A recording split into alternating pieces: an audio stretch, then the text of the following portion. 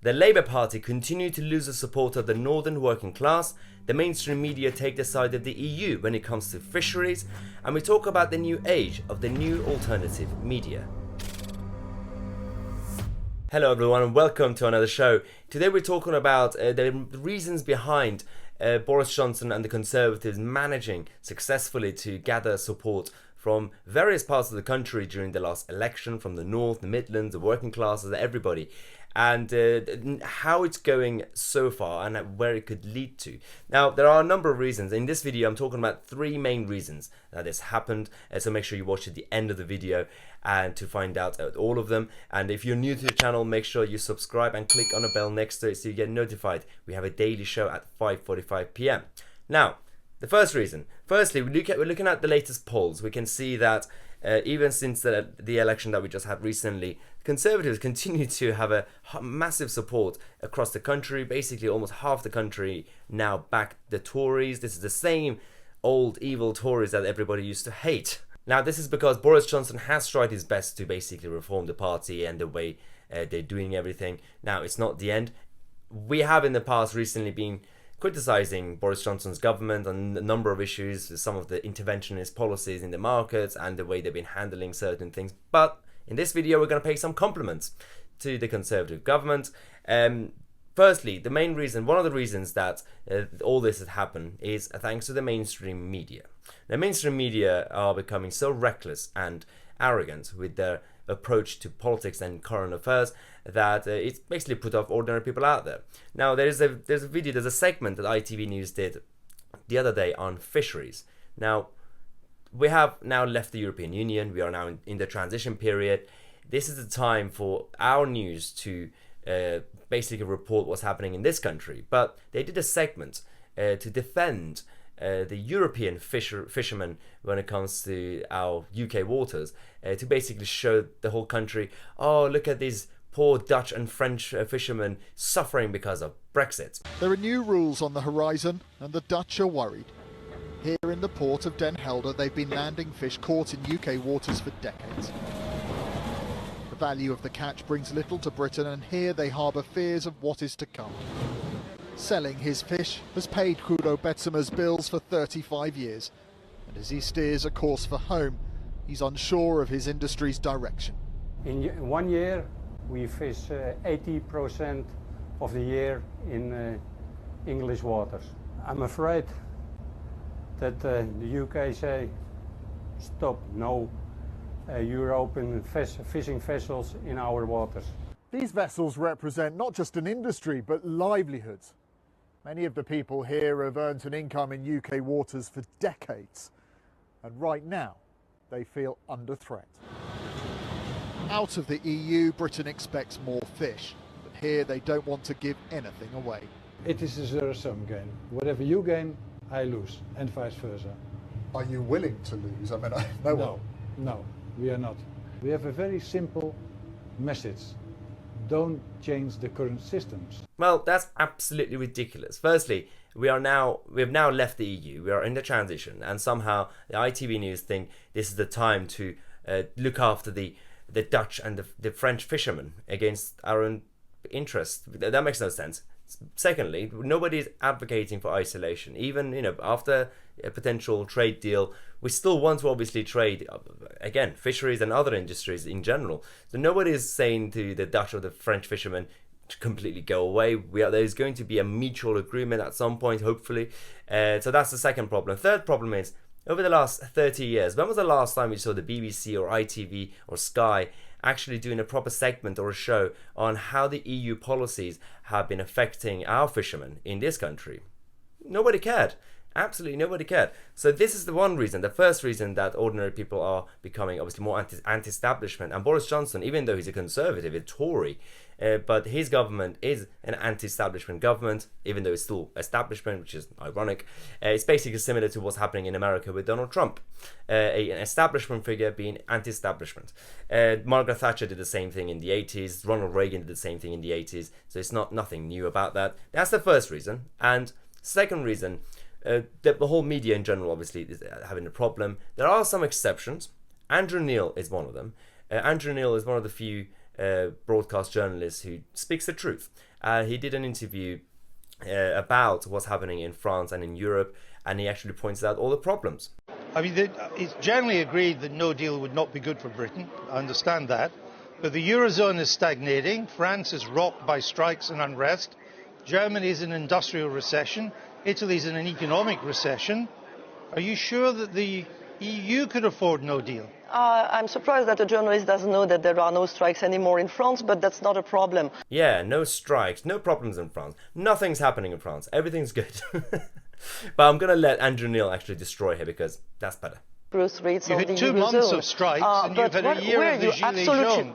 Yes, and we survived it, even with the strong growth rates, which means that we are very strong in terms of economic terms. Yeah, but as I said, this is an exception. Most of the broadcast or broadcasters are reckless when it comes to their approach and reporting. And so that's the first reason that ordinary people are becoming more anti-establishment. And the next clip we're going to show you is of a working class northern voter, David, who decided for the first time to vote Conservative. And so they arranged a surprise visit from Boris Johnson, the Prime Minister, to basically surprise him and meet him. Let's watch this, and I'm going to talk about the whole video.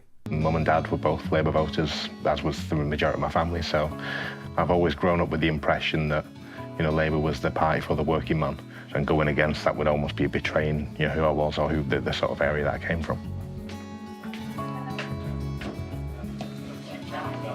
Yeah. I want to be able to have my own business. I want to, you know, be able to work hard and get rewarded for that. And it felt like it was the Conservative Party that was really speaking to what I wanted to do and where I wanted to be in the next 5 to 10 years. In the EU referendum, I voted to leave. Although I do want us to be a part of Europe, I don't really want us to be part of the EU. You know, the feeling like that the Labour Party was ignoring our vote when it came to the EU. The Conservative Party seems to be giving everyone an equal opportunity. You know, everyone gets given the same chance, and whatever you do with that chance is up to you. And that, to me, is what it should be. When I voted Conservative for the first time, it was something new, something I'd never thought I would do. But really excited. You know, I think that we've given Boris a chance, and I want to see how he takes that chance and runs with it and helps people like me in the north. If the Prime Minister were here today, what would you say to him? Thank you, really. Hi. Wow. How are you? How are you? Nice to see you. Nice to see you. I've just been, they've been stashing me behind that screen, watching. How are you? Yeah, nice to see you. Nice to meet you too, Nice man. to meet you. I'm shocked. I can't believe you're here. Anyway, no, they smuggled me in through some back route. How does it feel to have a northern vote for once? That's Fantastic. Well, it's a dream come true. Yeah. It's a total dream come true. And so now we're the party that speaks for everywhere. So it's an amazing change. It's amazing. I mean, the thing that I like that you said, I think it was your first speech after winning the election, is that you're almost treating it as like you'd rented our vote. It's you know that right. you're not going to take that for granted, and that was important for me to hear the first time you said that. And I say that to every time I meet some of our MPs. I say this is on loan. Yeah. This is conditional. Yeah. We have to repay the trust of the electorate, and I think that Brexit's just the beginning. Yes. And it's the curtain up on a new approach to the country and a new way of thinking about our country. Yeah. And I think what people voted for with Brexit was change. Yeah, absolutely. And it's about infrastructure, it's about education, about technology to bring the whole country together. Yeah. So I think it's about us. We've often felt a bit ignored. And I think it is time that that we start looking outside of London and looking at what the whole country is able to do. Definitely, because if you look at the productivity graphs, right? Yeah. So London and the South East are allegedly incredibly productive, whereas the Northwest, Northeast, it's about half as productive. It's not true. Oh, I think we'd give you a run for your money. Exactly. Exactly. And imagine what would happen for the whole country if you unleashed that potential. Absolutely. That's the big idea. Well, we're all behind you right now. So that's what we're trying to do. No, this is my first time meeting a Prime Minister. Right. Well, I'm glad it was you anyway. Oh, but very glad to meet you. Thank you so much. Thanks for coming down. Thank you very much. Hey folks, I need you to join my team. Become a member of the Conservative Party. Yes, that's absolutely right. The whole segment that we just saw is the reason that, obviously Boris Johnson, I disagree with a number of policies that the Tories are doing right now, including HS2 and a number of other things, that the intervention in the market. But overall, they are getting the mood of the country quite correctly. And also, we did double check to make sure that David is not an actor, because there were some people on Twitter, the socialists, going around saying, "Oh, he's a paid actor." It's definitely not a paid actor. In fact, I've also discovered that he's one of our subscribers on this channel. He actually tweeted saying, "Massive fan of your work. Love your videos. I was gutted I couldn't be there for the Brexit celebration, but it was hard enough getting a Friday off to do the interview the week before. Enjoy New York." So yeah, thanks David for the support. So that's the second reason. It's Boris Johnson's new approach to politics and policies in general in this country. So hopefully they can continue doing well. Otherwise, this is democracy. So the electorate could kick out the Conservatives if they mess up. That's the beauty of democracy. Now, the third reason is our beloved Labour Party. Now, this is actually funny because we know that there is a Labour leadership election going around, and they have a set of, a collection of very good quality candidates, but they also have some ridiculous MPs and politicians in general in the party, and one of them is Lloyd Russell Moyle. So he's one of my favourite Labour politicians. He's kind of a bit cray-cray. He made a speech when he won his election in December and stayed as an MP, and then after that there's a clip that came out a couple of days ago with his other Labour friends and Dawn Butler. Let's watch the two clips of the two sides of Lloyd Russell Moyle. We will fight them in the courts, we will fight them in the workplaces, and we will fight them in the streets. Many hours later. Is that a chicken?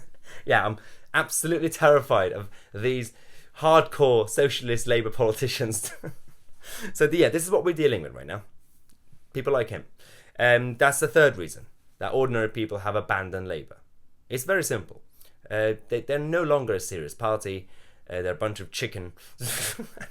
I still really love that clip. But we have this, obviously, channel, and we're talking about the new alternative, new media against the mainstream media. And we have started the movement on this channel and other channels that we have with other people on YouTube and other platforms, podcasts. Now, we have a number of plans.